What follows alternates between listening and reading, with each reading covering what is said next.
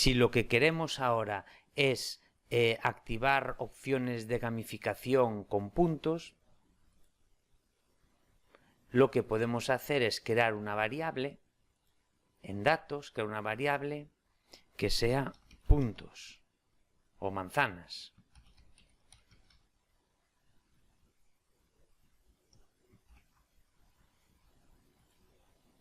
Ahora las manzanas, el valor de manzanas ya está visible y le tenemos que decir que cada vez que se pulse la bandera verde, manzanas es igual a 0, y cada vez que metamos una manzana en el bol, manzanas le sumamos 1.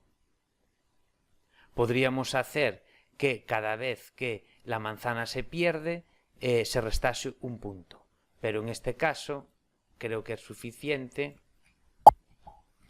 Ya tengo 1, 2, 3.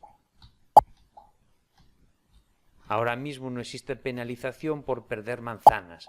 Podíamos meter una condición de que si la manzana llega a valer la posición de i menos 180 es que no fuimos capaces de atraparla y que reste un punto y, por ejemplo, que emita un sonido diferente.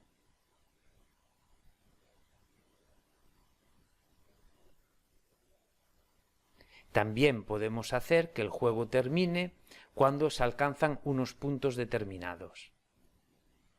Podemos hacer que exista un bucle que esté todo el tiempo testeando que si manzanas es igual a 5, podemos hacer que emita un sonido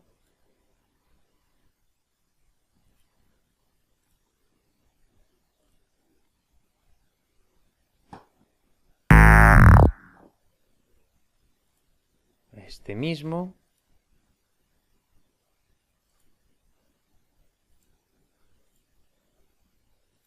y que se pare todo y se detiene todo. Vamos a probarlo.